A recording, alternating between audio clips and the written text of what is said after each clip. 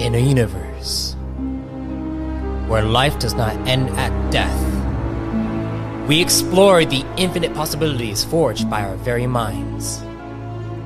Welcome to Arthadian Anthologies.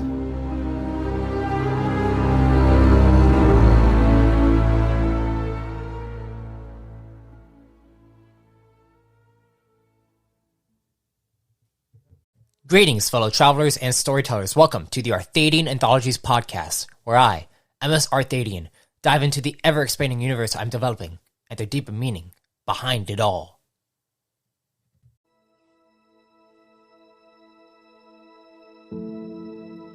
As we approach the end of Season 3, the final stretch of this Plasmatic Night saga will venture into the stories surrounding Drestik Ontav, Hikori-X4 and Enzok. In particular, it will focus on the time after Mark 23rd of Ryov, before Kaiver goes on his fateful mission. So, without further ado, let's dive in.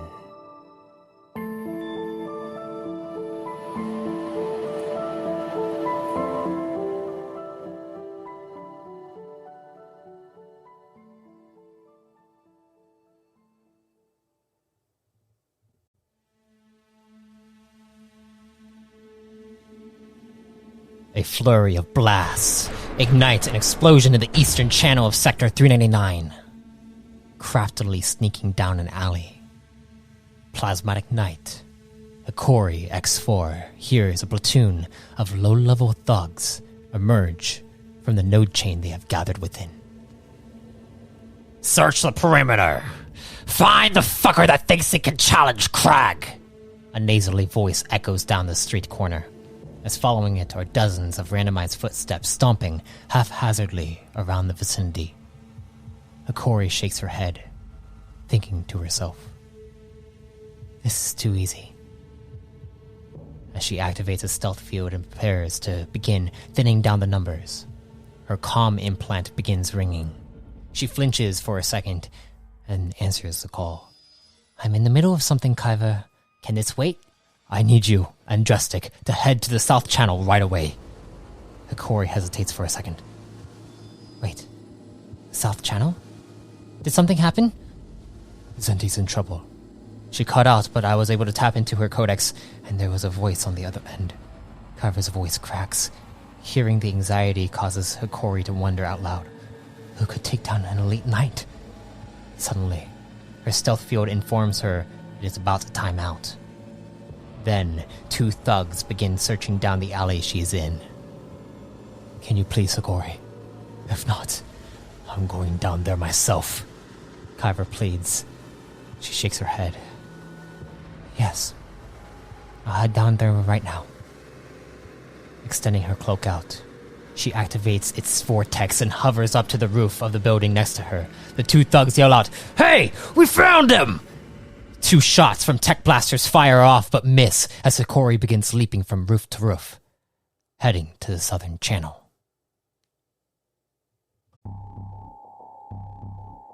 Meanwhile, on the other end of Sector 399, deep into the western channel of the Nexus Chambers, Plasmatic Night Drestik Ontav investigates a node chain ravaged by some kind of advanced malware.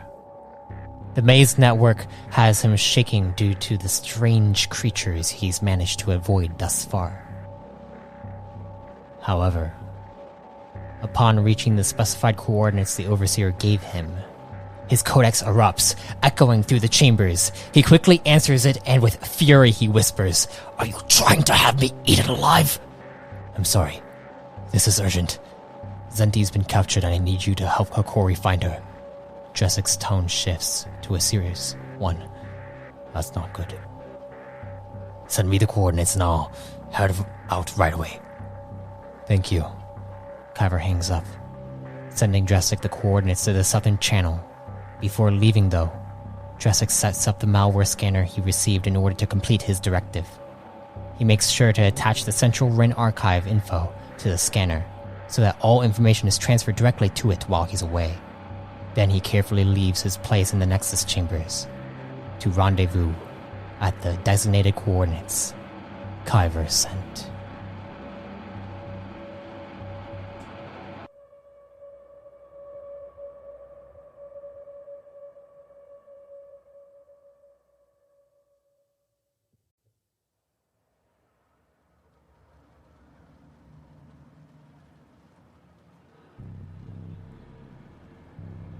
It took Hikori half the time to get there due to her knowledge of the sector.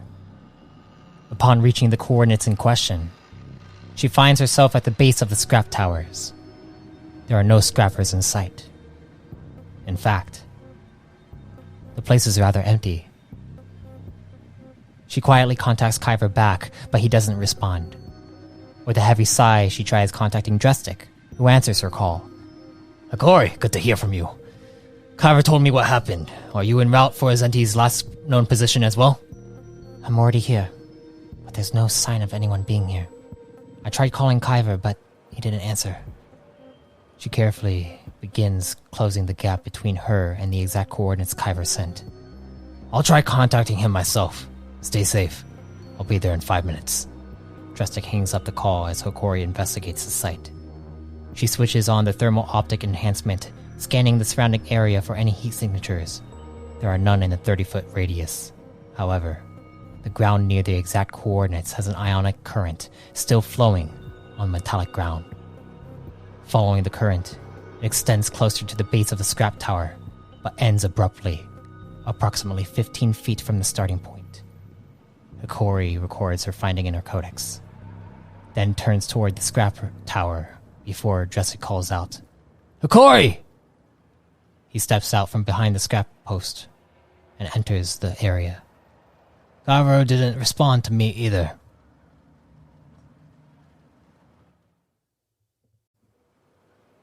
Hikori glances down at the current. This is so strange. She trembles. It has Enigma's signature all over it. Now, Hikori, let's try to keep focused. Drestik gently places a palm on her shoulder, consoling her as she closes her eyes and clenches her fists. Right. Did you find anything of significance? She nods and directs his sight toward the electrically charged metallic ground. Kneeling down, his left palm hovers above it. This was definitely a plasmatic ability of some kind. Yes, but it ends so abruptly. Usually the kinetic rush extends out to disparate patches when lining any metallic surface, she explains, causing Drestik to examine the cutoff point. Perhaps Zentimora, being an elite, knows a way to control such an effect? Hikori shakes her head in opposition. That can't be it. If she was ambushed, don't you think she wouldn't take the time to control herself in such a way? Drestik rubs his chin in contemplation. I suppose you're right. Damn. Kaiver is the more perceptive one out of us. Should we try contacting him one more time? As he says this, Hikori's codex sounds off. She pulls it out. Speaking of him, she answers through holovid. Everything all right? She asks before seeing who appears on the holo. It is none other than Vir Enzok.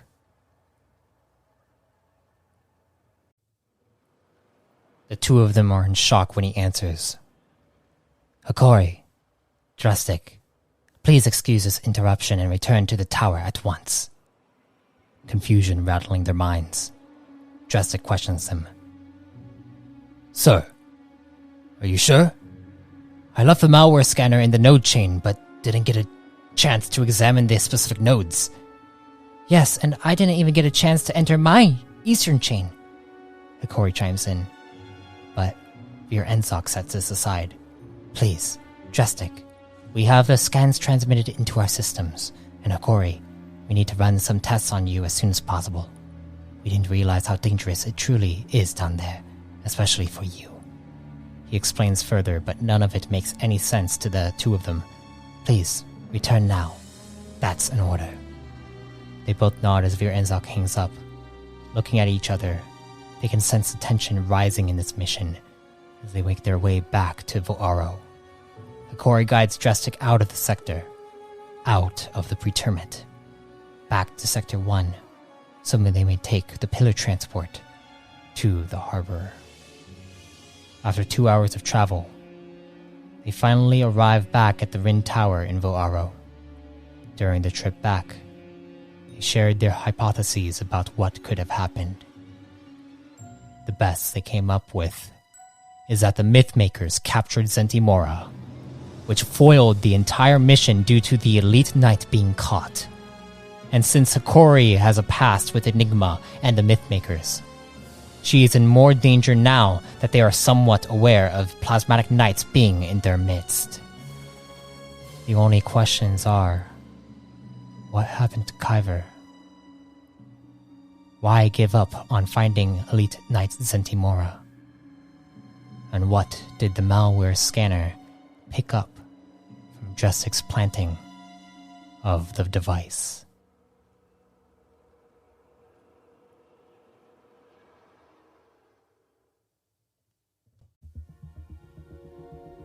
Once reaching the first level of the Rin Tower, Drestik and Hikori approach the central lift while several sparring matches are ongoing. This does not distract them from returning to the 16th level. The sounds of the routine matches only deepen their focus as the lift rises to level 16. And once halting, they step off in unison and march down the hall, reaching their directive chamber. As the chamber door slides open, they see inside is Kaiver sitting in the corner with his head down, while Vir Enzok stands before them, checking the center console. Kaiver doesn't flinch, but Vir Enzok looks to the two of them. Good. Thank you for returning back. Drestik, you are relieved of this directive. You may return to your training and any other missions the Masters may have for you. Utterly stunned by this turn of events, Drestik glances between the Vir and Kaiver. Hesitantly, he steps forward, then presses on his superior. Apologies, sir, but this is all extremely concerning. As far as we know, an elite knight just got captured and by a powerful crime syndicate, and we just came from that site. Now you're saying I'm relieved of this mission? Can I at least ask what the scans I retrieved say? Vir Enzok sighs, standing before them, and shakes his head again. I'm sorry. This information cannot be shared to prevent panic and a potential conflict. I hope you'll understand. We do not take this lightly, and Zentimora knew the risk she was getting herself into.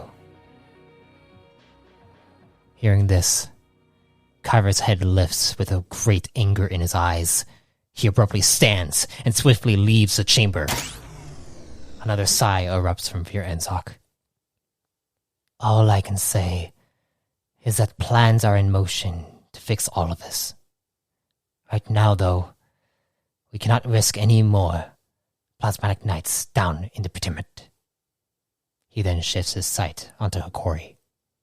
Knight Hikori, if you wouldn't mind, please report to the med bay on level 28. I will be there shortly.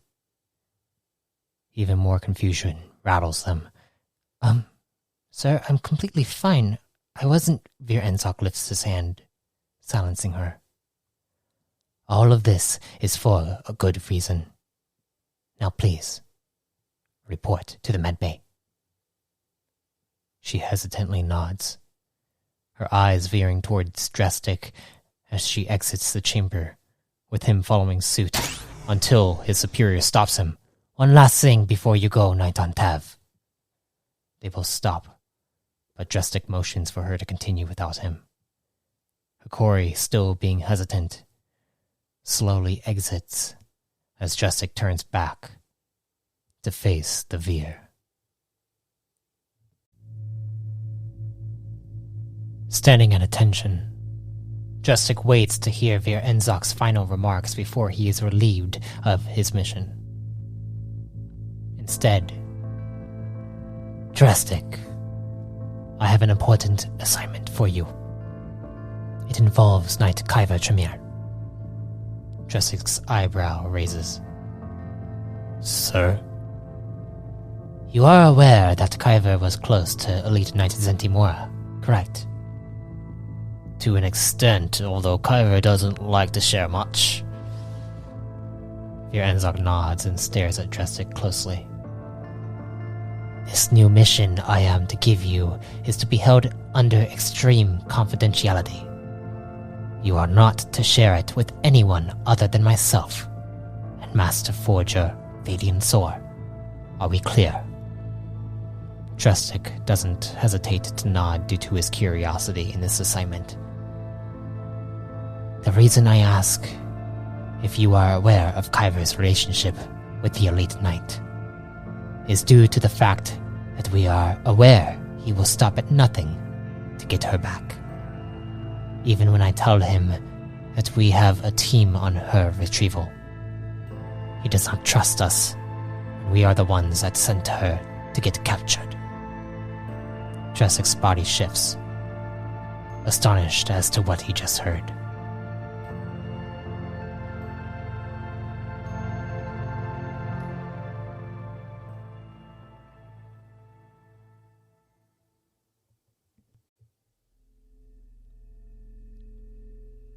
Meanwhile, Hikori makes it to the med bay on level 28 as Autonomous Prime Cyanite steps forward to greet her. Pronite Hikori-X4. That is me. Welcome, I am the Cyanite Terai Uran. Enzok informed me that you are needing a checkup. Terai gently leads Hikori onto one of the hover beds locked into the wall.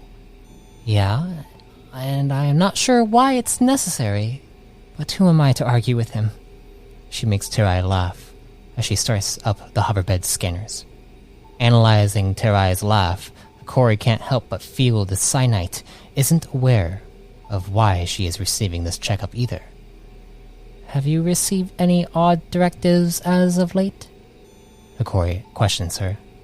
Terai looks between her and the monitor as the scans reach 70% completion. Aside from this one, no. But then again, I'm typically working here every mark, fixing paralysis injuries. I don't... A sudden alert appears on the screen as Terai examines it. That's odd. What is it? Hikori asks. Do you feel warm? More anxious, but yeah, I would say it's a little warmer than usual, Hikori answers.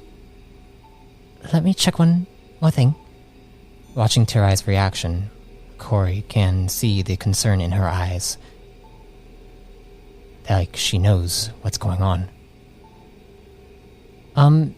Is everything alright? Her impatience escalates as Terai is trying to make sense of the issue she's having. Please, give me one moment, Terai says as she abruptly leaves her side.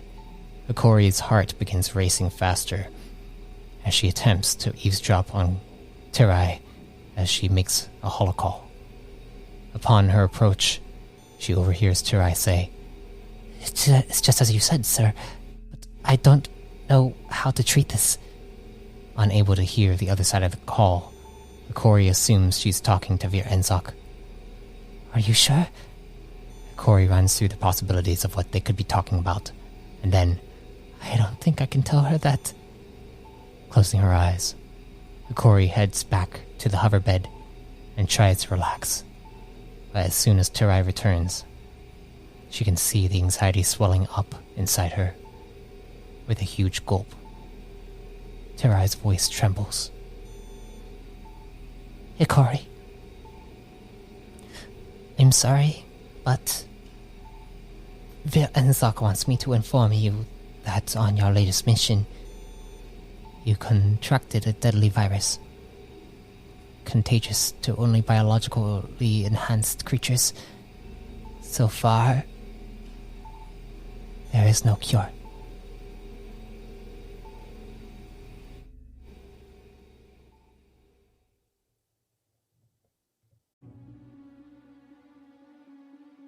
I thank you for listening to this entry. Next week, We will continue with this story as it brings together the missing pieces to Kaiver's. Also, if you wish to read Kaiver's continuation, be sure to subscribe to the Story Letter Substack as Winston and I prepare for a collaboration. If you are just now joining the anthology, check out arthadiananthologies.com for more content that expands this new expanding universe. You can also support the creation of this podcast by donating through the link found in the description of this episode. Until next time, travelers, be safe, stay safe, and if death comes to you, may you be reborn in power.